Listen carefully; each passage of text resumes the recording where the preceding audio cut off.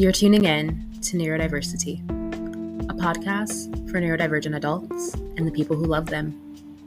Please note that this podcast does not substitute medical or professional diagnosis and advice. Hey y'all, welcome back to the pod Neurodiversity. All right, so I'm here today to continue our theme around neurodivergence and the workforce. So I'm going to pick up today talking a bit about some retail experience I had right after college, and then also, well, let's start there and let's see what we get to. We might actually get into a little bit of college or grad school, and some internships and things. So we'll see where this takes us. As always, please take some time, like, share, subscribe, spread the word, check out my website, all the good things to blow this show up and to spread inclusivity around the world and holding space for multi-marginalized folks at the intersection of neurodivergence. That's what I love to do. So help me out. Help me help you. All right, so it is summer of 2013. I am recently graduated from undergrad, and whew, that might be an episode in and of itself because I was vastly unprepared for the transition. I really spent that summer chilling. I spent some time actually working in the food service industry. That was my first serving job, working at a restaurant on campus that was fine dining. And yeah, I had a really good summer living in my then overpriced, but now very reasonably priced apartment. Yeah, so anyway, I get home and I start working at a high-end retail store. Um, and that was really the beginning of my adulthood keep a job struggle. So first and foremost, like it was really the social aspect, a lot of it that was difficult for me.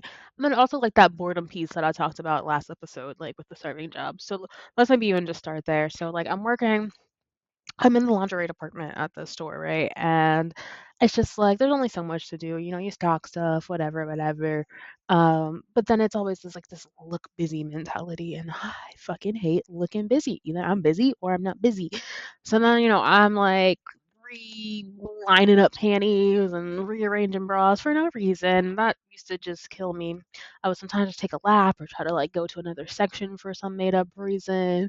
Or like try to find something in the back to like organize or get a drink of water. Like it would be rough in that aspect. Um, but outside of like that boredom piece, I think socially it just really wasn't like my group of people like in my department. I won't even say that. What I would say is that I feel like I at the time lacked the social skills to um maybe make an effort to bond with some of the people in my section, or in my department. But most of the women were cool. But it would just be like I just didn't. I would have to find small talk, and small talk could be pretty hard for me. And like there was one woman there, and like this was back before my new age era, before I got into the woo. And so she was already there, and like she had these crystals, and she was like rubbing on her head because she had a headache. And I'm just like, what is this girl talking about with these rocks? Like, this is wild. And like, if you know me, like, I'm gonna look at you like it's wild. Like, so, but she was real cool. She was super chill and didn't necessarily take it personally. Um, there was like another woman that I just really didn't get along with so much. She got on my nerves. I probably got on her nerves by the look at her facial expressions. I think the feeling was very mutual. So like socially just kind of struggling there. I think like there was this one, oh my gosh, what did we call them? Assistant manager. So we had a department manager and we had an assistant manager, and the assistant manager like was just on 10 all the time, like maybe on 20, like just so anal, so high strung, so like micromanaging. And that's the last thing I like. Like, I don't even want to be here already. Not I come in here and you micromanaging me, like, bitch, get out my face. Like, that's how I feel about it. So like it was just hard at that. And like I'm also just I feel like a very like empathetic person, and like I don't think empathy always, I don't know, maybe empathy is not the right word. I'm gonna have to come back to that. Like, I do think that empathy is like, yeah, being able to put yourself in someone else's shoes and kind of feel their experience. But like, I don't know if empathy necessarily always leads to compassion. Um, and so it wasn't so much like compassion that I felt for this manager, but like I would absorb their angst. Like they just kind of exuded stress. And that would upset me. Like, so I would be upset. I would be like having an attitude because she's stressed out or she trying to, be manager of the year or get promoted or whatever. And I just wasn't feeling it. Some other, like, struggles, like, was just being on time, so, like, this was, like, in the Cleveland area, and if you are familiar with Cleveland, like, there's the east and the west side, and so you cross the bridge, like, you're on the other side. So I lived on the west side, I had to go to the east side, and, like, the traffic would just be nuts. I mean, at least for Ohio. I now live, in Los Angeles, so the scales are relative, but, like, working with that what I had at the time, like, it would just I hated traffic, I hated getting up to drive, like, I hated and these are things that are persistent, like, as I keep working in my adult life, like, just going through that traffic to the east side to work at different jobs, um, even just, like, getting up in the morning and, like, getting ready for work. So, first of all, like, I need, like, a couple hours to, like, function as a human, like, I don't know how people roll out of bed and they just be like, "Ah, start my day, new morning, new me," or whatever, like, I can't do that, like, I physically can't, like, I remember one time, like, my ex, like, hurled at me as an insult that, like, it takes me several hours to even leave the house, which is so true. It is so true. But I am not offended by that truth, at least not anymore. Um, but literally, like, I do need time to, like, unthaw, and so, like, I would have to get up, and first of all, I have to get the willpower to get up, so I'm un I said unmotivated, which that was a Freudian slip. That was probably true. But I was just to say unmedicated, like, I was unmedicated, and so, like, there's memes out on the internet, and it's like, what's the longest part of your morning routine? And it was like deciding to get up, and like that's me. Like the whole like, oh, I gotta get up so I can be there on time, so like I can, you know, be a good employee. I don't care about none of that. And so like it would just be really hard to get up, but then even once I did, like, force myself to get up with, like, multiple alarms and strategies, like keeping the alarm clock or my phone, like, across the room or whatever, um, emotionally, like, it would just still be so much. Like, I would just be so exhausted. I would just be overwhelmed by the fact that I had to get up, and then, like, I had to do things before I would leave, and one of those things, honestly, centers around going to the bathroom. Like, I got tummy issues, and I don't always have, like, a nice little steady, like, bloop, bloop, and I'm out the door. I feel like when I was mostly vegan, that was, like, the most regular and did the best, little TMI, but just throwing it out there for people. Um, but, like, yeah, like, I usually have to get up, like, I wouldn't need coffee to function, I would have to make the coffee. Later in my journey, I decided to, like, use my, preset timer on my coffee, that helped a lot. Look how many coffees. Some days I have to shower. I may have to pick up my clothes, which if I didn't do the night before, which I probably didn't because like I was like zoned out, vegged out on the couch after work usually. Um, there was just like a lot of moving parts and like, getting food, making breakfast, like, for some people it's just like those are just like one task to do. Like, oh, I'm gonna make breakfast. And like you probably just know you're gonna grab your yogurt and like your little granola bar or whatever, and that's that. Or like for me it's like every task has multiple steps. And I have to like cognitively typically go through all those steps. Like it's not really like just being on autopilot. So I can like exhaust a lot of energy in the morning, like just getting ready to go. So there's that. I'm typically always running late. And then I have to sit in the fucking traffic. And that's maybe I went to the bathroom, maybe I didn't. And if I didn't, then I'm definitely gonna have to go by the time I get to work because I had the coffee and I've been waiting in the traffic and now I'm stressed. And so like that would just like irritate my soul. That had a lot to do with my attitude towards work and just like really not digging being there.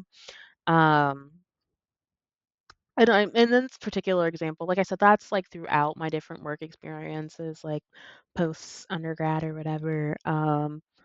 But with this one, I guess it was retail. So, sometimes, I wouldn't have to go necessarily during rush hour, but when I did, it was awful.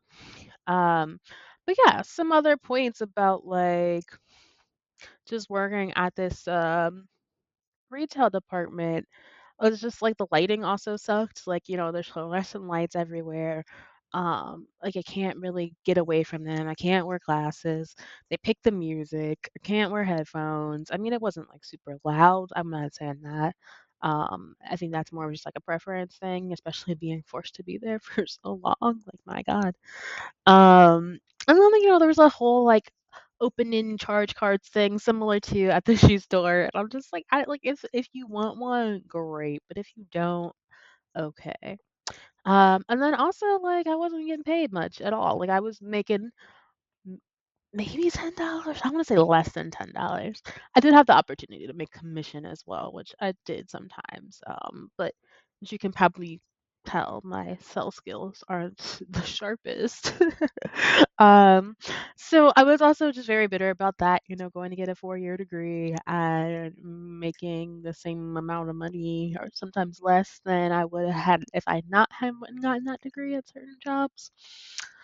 So lots of factors there. That was a rough time.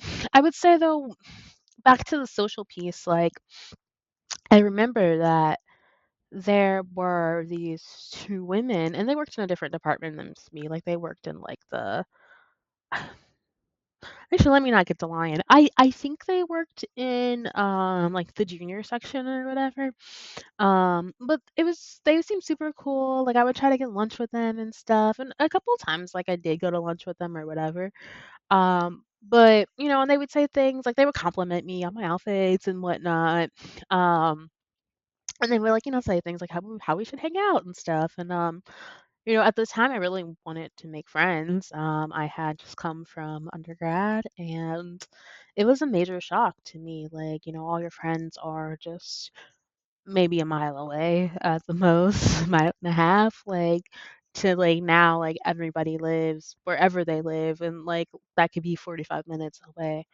Um, that was really tough for me. Also just a lot of the people that I was close to didn't go to Cleveland after graduation or they were still in undergrad. So yeah, it was like hard. I wanted to make friends. However, yeah, I just kind of noticed that these girls, well, they would like say those sorts of things and like we should hang out and like, we would have these little conversations of where I thought like they were being cool, but I started to realize that they weren't like it seemed like they were kinda dodging me, like, it kinda was like, "Oh, like, we should go to lunch sometime," but, like, that time would never come, or, "We should hang out sometime," and that time would never come. And it was just, like, really confusing to me, like, I didn't really understand why, and I think at the time I took it personally.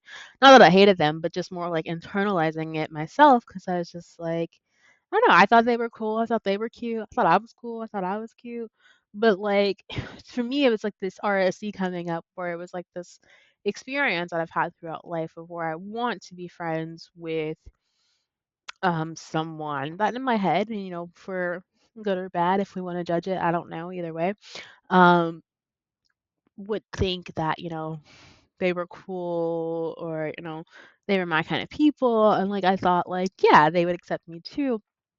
And that often wouldn't happen. And like I felt this like happening again in my life, which just really hurt because I was just like never understood why or what was going on that I couldn't like get to the next level in these friendships and have like a cute little like girl clique or whatever. Um, okay, so that is I'm gonna leave it there for the retail stuff. Let's just go ahead. I got about like 15 minutes left on this episode. So let's talk about like from the retail job, I started to get into mental health. And so my first mental health job was actually like community mental health base, and it was unlicensed. So this was before I went to grad school. So originally I was like a caseworker, or what some people might call a CPST. And so like what I did at the first job, it was that I traveled a lot. So I would have to go around and go to different schools and meet with children there and kind of help them learn some coping skills, but like psychoeducation, so like not going back and like helping them work on trauma or anything like that, but just like teaching them like different zones of regulations, things like that. I would have to meet with their teachers and stuff a lot of times to talk about their behavior in the school. Sometimes I'd have to work with parents and have meetings with the kids and the parents and come up with strategies that they could use to like get along better and things like that. Um, and so the job was interesting. It was interesting. It was my first experience too of like finally having case notes, um, which was well to this day is challenging, though I've gotten quite a bit better at it. Um, But what was really hard for me was just like the constant movement. Like, yeah, I had to go from building to building, and I'm being in traffic, and driving is often stressful for me. Um, or it's just boring and I just don't want to do it. And so like I had to go to all these different places, and then like your caseload kind of rotates, or like things just really didn't stay stagnant, like they kind of change quickly. But I really did enjoy like working with the children. I really enjoyed that. I really enjoyed just yeah, teaching them different ways to try to handle things in life. And sometimes I really enjoyed working with their parents as well. I think the part where I really struggled is like part of the role as a case manager is to really help people, stay on track with access to resources, um, and things of that nature. And so there would be people like who would want me to like help them fill out, some sort of form or government assistance. And like it also wasn't necessarily help. It was just kind of like do it for me, or like get in touch with that person. Which, I think for anyone that might be a little bit outside of exactly what the job is. But I do think like in hindsight, like as a caseworker, I could have done more, but those were just things I hated. Like I wasn't gonna call the Department of Jobs and Family Services for you or for me. Like, cause like it's overwhelming. Like I have to wait. Um, when you fill out some of these questionnaires online, like I'm just kind of like they ask the question, and I'm like, but what in what context? Like I'm like, there's not enough information for me to answer this. And I'm like, I don't know what you mean by that word. So in my own life, it could be difficult, or it definitely has been in the past to um do the organizational and have the executive functioning skills to kind of to really get um benefits and like that sort of security, because we know it's a very tedious process. So then when I was like paired to help other people do it, I was just very confused and could not. Oh, and something I want to go back to that I think is really important, going back to the retail spot. Um,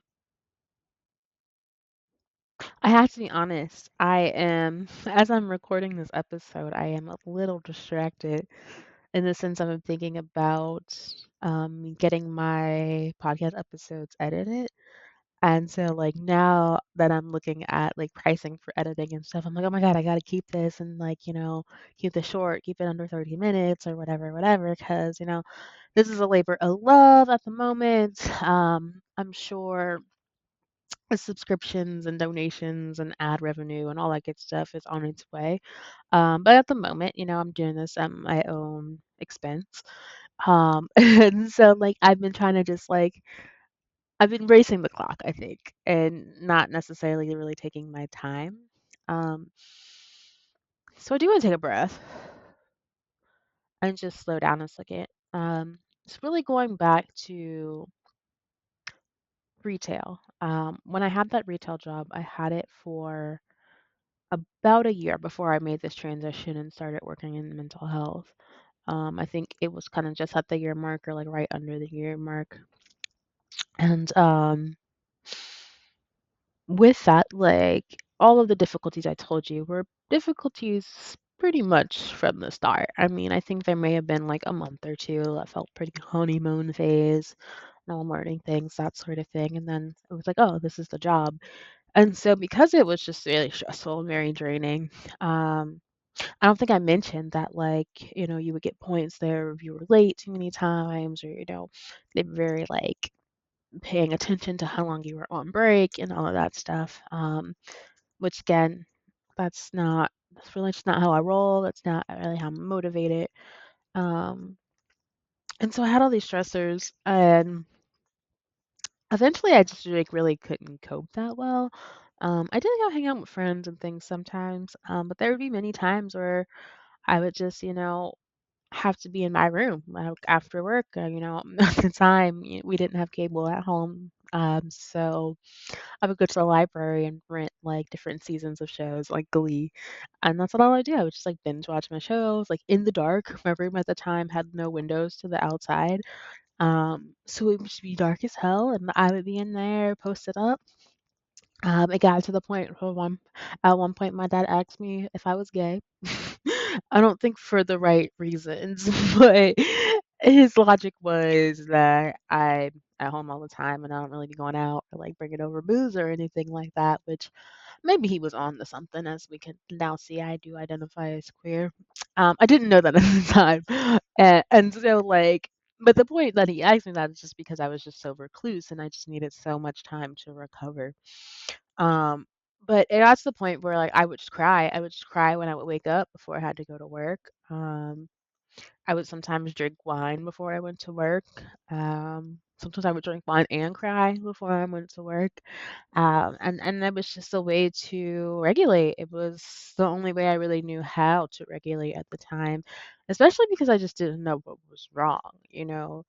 When you talk about these things and you're just like, oh, I just don't feel like it, or I'm not motivated by that, or it's really hard for me, or it makes me tired. Everyone's like me fucking too. So like, what are you talking about? Um, and so that's where this education around neurodivergence is very different. Because a lot of times it's connected with like chronic illness and chronic fatigue and things like that. And when we say we are tired, bro, I promise you, it is not the same kind of tired. Um, it can be like I don't even really know how to explain it. If you don't, maybe comment in the comments if you can explain, as a neurodivergent folks, how you would describe the fatigue that you feel. Um, and sometimes it is tied to sleep. We are human. But sometimes it's not tied to sleep. It's really tied to overwhelm. Like I wouldn't be tired if I wasn't this overwhelmed. Um, and so that's just what I really wanted to come back and highlight because I realized I skipped over that part. So fast forwarding back to getting into these community healthcare jobs. So I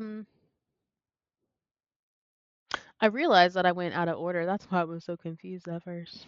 Okay. Got my notes over here. One day maybe I'll be a bit more like show person-y. We'll see. Like, welcome to the pod. Anyway, um, so I was working for like a community health agency. And I had a lot of social issues there. First I had social issues just with peers my age, predominantly women. Um, they just wouldn't like me. I think largely because I didn't connect over the things that they like to connect over, which a lot of times, it's like going out or something about a concert or something. And not that I don't like those things because I do. Um, but I don't think that's typically like my point of connection with people in the beginning. Like, in undergrad, I went out with my friends and it was a lot of fun all the time. Um, and I made just because I was young and I was ready to explore. But a lot of it, what I believe, was just that they were my friends. Like they were people that I really enjoyed spending time with. And so like when I would go out with them, like yeah, I was hanging out with my buds. Versus like post undergrad, when I would go out a lot of the times, like I just didn't enjoy it that much. 'Cause I was with people who I was cool with, but like didn't have the same level of connectivity. Um, so yeah, but anyway, I just didn't really like connect with these girls. I was really motivated about mental health. I was always like trying to implement little programs and activities we could do with the kids. People don't like that. I was very particular too. I would say something if I felt like they weren't speaking to the kids in a kind way or, in an appropriate way, just kind of advocating for children because children don't be having no rights, man. And a lot of us treat them like trash. And I'm not here for it. Um, so yeah, we just didn't really get along. I think there may be some jealousy involved too. Like, I had a nice car at the time. At least the car though, spoiler alert, like I really wasn't balling. I was just lucky.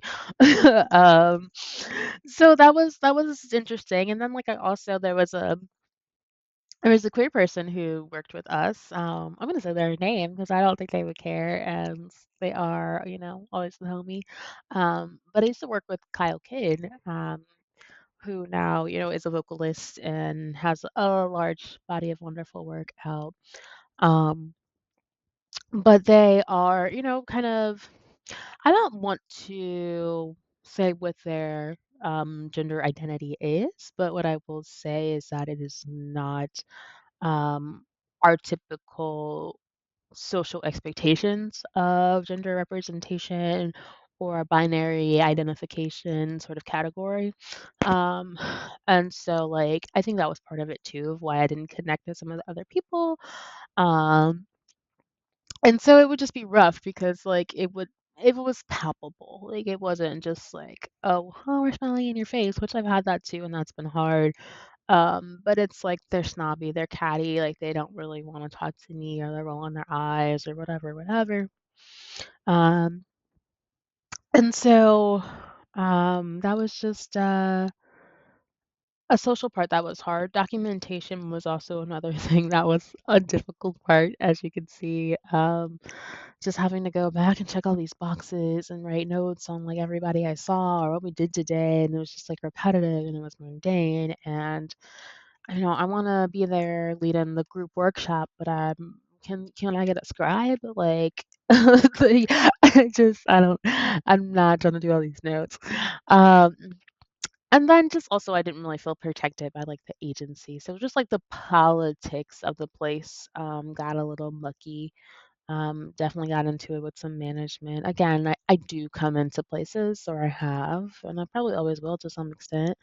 Um, Challenging the current systems, or where there may be room for improvement, especially when there could be direct consequence to me because of the lack of that improvement.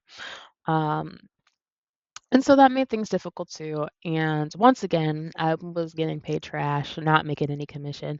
And I'm for sure I wasn't making $10 at that point. Um, which is crazy. It's yeah, it's wild. It's absolutely wild. Um, well, I already talked a bit about the CPST job. Um, yeah, actually, even though I went out of order, I covered everything on my list. But the first, community mental health job, like I think I stayed there for about a year, part-time, and then I got the better paying CPS job where I was driving around quite a bit. Um, But then due to just life circumstances and some trauma, I didn't stay there very long, and I started grad school. So I only was there for about 5 months. I don't think I would have survived much longer, to be honest. And that's that. So next up, we could talk a bit about internships in grad school and some of my challenges. Again, the episodes maybe will get shorter as some of these things are a bit repetitive. Um, yeah. Okay. We're working up towards the end. As always, thank you for tuning in and listening to me ramble. I really hope that um, this has been helpful, informative, that you don't feel alone. Yeah, that somehow, some way, my story and sharing my stories makes some sort of impact in my community. I will catch you next time. Take care.